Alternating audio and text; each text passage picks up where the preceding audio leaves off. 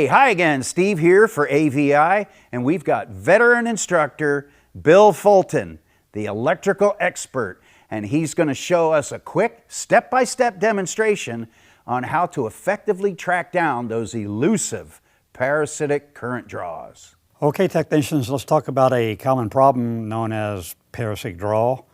And your customer's complaint is going to be car sits for a day or two, or maybe even longer. Comes back, the battery's dead. Must be a parasitic draw test. Now, you know, we're going to stipulate here initially that it's got to be a good battery. Okay. Now, what we did on the PowerPoint here is we want to prep the vehicle. You've got to prep the vehicle properly to make sure you give enough time for all the modules to go to sleep. Depending on where the fuse box is at, as you will see, you've got to leave the driver's door open if the fuse box is inside. So you're going to have to trip the door latch to make the body control module thinks the door is shut. It's then and then only that the body control module is going to tell all those modules to go to sleep.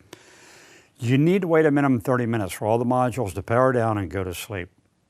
Now we're going to take an amp probe, and we can pick either the positive or the negative battery cable, clamp the amp probe around. We take the amp probe, we plug it into millivolt and ground terminals. We don't plug it into the milliamp terminals, so we're going to be converting millivolts to milliamps. Zero amp probe before you clamp around either, again, the positive or negative battery cable, okay?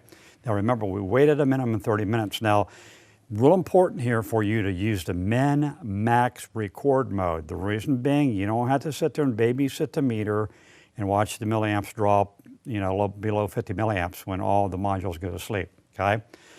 Now let's just say that you waited 30, 40, maybe an hour, and you see 149 milliamps current draw. That's obviously above the minimum 50 milliamp spec or the maximum 50 milliamp spec.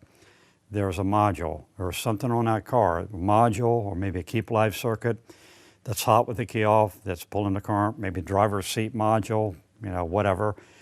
So we're going to find out what circuit on this vehicle is causing the parasitic draw problem. So we take a multimeter with our positive and negative multimeter leads. We're going to do a voltage drop across each individual fuse. If you show any kind of millivolt drop across a fuse, that means you have current flow, and whatever that fuse powers up is what's causing your parasitic draw. Now, for example, let's say you have a 20 amp fuse and you put your multimeter leads across that, and let's say you showed a 3 millivolt drop. 3 millivolt drop across a 20 amp fuse is 888 milliamp current draw. So that's just one example. The higher the amperage rating of the fuse, the more resistance there's going to be in that fuse, although the resistance value is very low. So any voltage drop at all indicates there is current flow across that fuse, and whatever that fuse powers up is causing your parasitic draw problem. Okay, you can see on the meter we have excess, well in excess of 50 milliamps current draw. We have a parasitic draw problem on this vehicle. Okay, at this point in time, we have to pinpoint what circuit is causing the parasitic draw problem. So we're going to take our multimeter leads, we're going to go to the fuse box. In this example, it's underneath the hood. We're going to take our multimeter leads, we're going to do a voltage drop across each individual fuse. And if that circuit is not pulling any current flow, you will see 0 millivolt drop. If you have any kind of voltage drop at all across any fuse, that means that circuit is pulling too much current.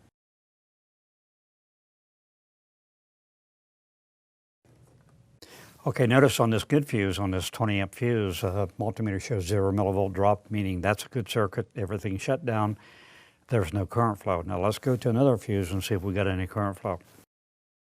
Okay, now that we go across to another fuse, in this case it was a 10 amp fuse, and notice the multimeter shows over 500 millivolt drop, which is excess of 50 milliamps. This fuse, whatever the fuse powers up, is causing the parasitic draw problem.